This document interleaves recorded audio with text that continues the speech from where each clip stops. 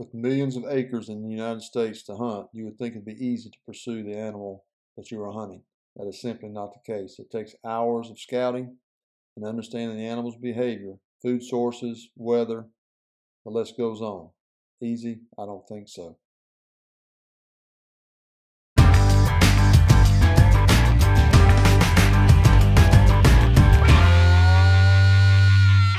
Okay, this is August the 7th. We're about 35 days out of the opening day of bow season in my home state, North Carolina, and I'm starting to get pumped up. We had some temperatures 2 days ago that were in the 40s.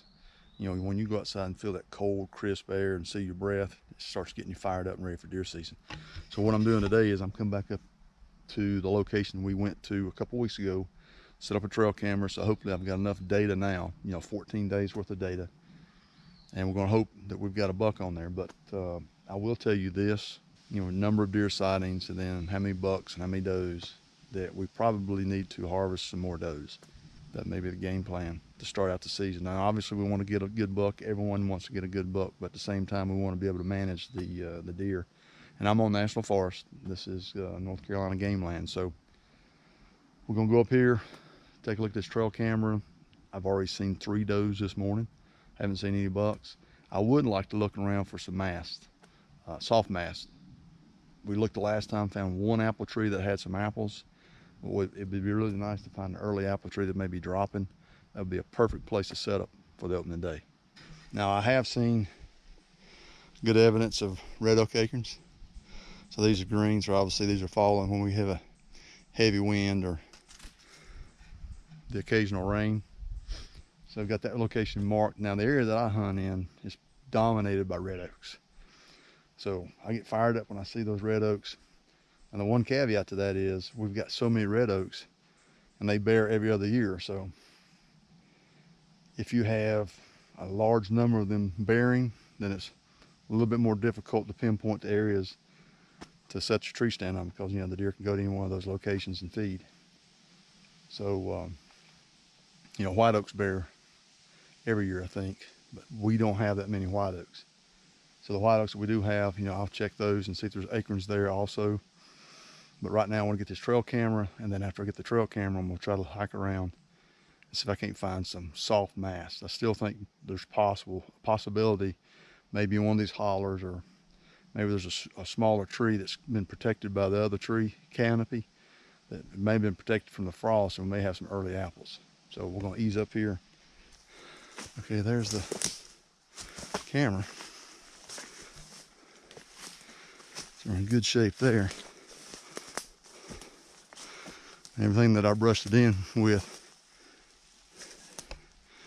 has dried up. So, all right, we're going to take this camera off and then do some more scouting. Locating acorns should be a primary objective, since it is a main food source of whitetail deer. Start out by looking on the ground in the surrounding areas where there are red oaks or white oak trees. If you do not find anything on the ground, take your binocs and look into the outer limbs of the oak trees.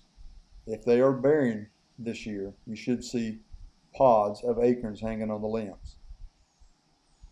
If you don't have time to do this type of scouting, another option is to call your local wildlife biologist and ask them if they have done their yearly survey. Typically, biologists do a mass survey every year, and they can tell you if the mass is high or low that year. If you can't find acorns on the ground or in the trees in that area, keep looking. Because if you find acorns, you will find deer. And that is the primary goal.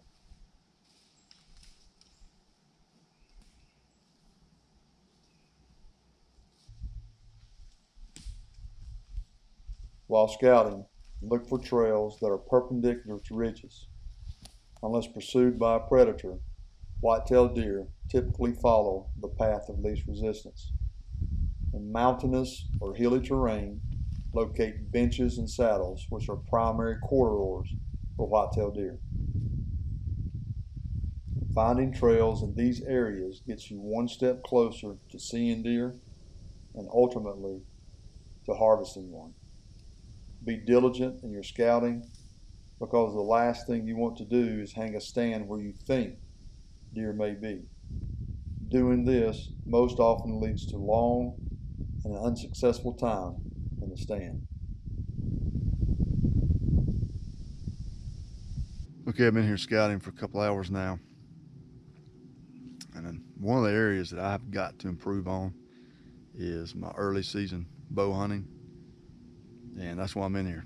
That's where I'm gonna spend a lot of time and effort. I did the same thing last year, and actually had several trail cameras. I'm on public land, moved them around several times, and never did get a 2-year-old or better buck on the trail camera. So starting that same scenario over again this year. And this is an area that I've hunted quite a bit, so you think, oh, you should have it nailed down. Well, during the rut, I guess like most people, find the does, find the bucks relatively easier. Not relatively easy, just a little bit easier. But it seems like early season, when you got thousands of acres to hunt, trying to pinpoint where that buck's going to come out is fairly difficult. So I'm trying to improve that. And in my mind, I keep thinking, how can I improve my hunting skills? Just relocated another trail camera. And what I did was I just thought back to, okay, late in the season, found a really nice area that had, 7, 8, 9, 10. There was a lot of rubs, okay? So where's the area that's closest to that, that's adjacent to those rubs, that's thick, that would provide some really good concealment? Well, obviously right now, you can look around, everything's green, but still yet, where's the thickest area? So that's what I did. I hiked in here and I basically got, I'm gonna say 100 yards from where those rubs were across the ridge into an area that's super thick. I found some faint trails coming out, so I put my trail camera up there. We'll see what happens. I haven't gotten any bucks so far on my trail camera pictures. If that doesn't work, then I'm gonna come in and do what I call spot and hang. I'm just gonna come here early in the morning or late in the evening, before daylight, and just come in here with my binoculars and set up downwind of an area where I think it's got deer and look.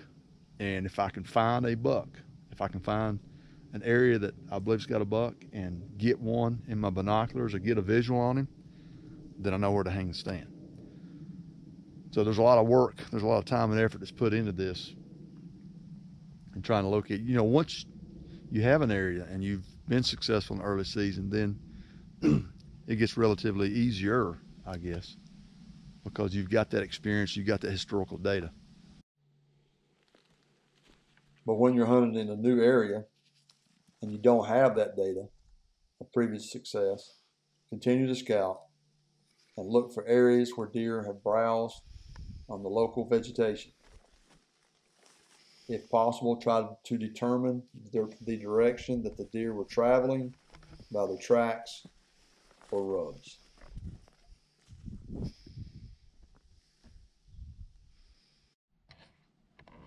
Additionally, while you're doing your scouting, try and locate deer bedding areas.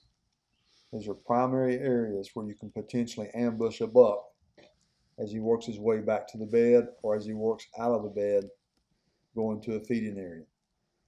To ensure that it is a deer bed, look for the white hair. Continue to look for trails because trails lead from point A to point B, from deer feeding to deer bedding areas. Scouting is a necessary must if you want to become a successful deer hunter. Don't just rely on dumb luck for the upcoming deer season. If you put in the time and the effort and the hard work, you may eventually find this ghost.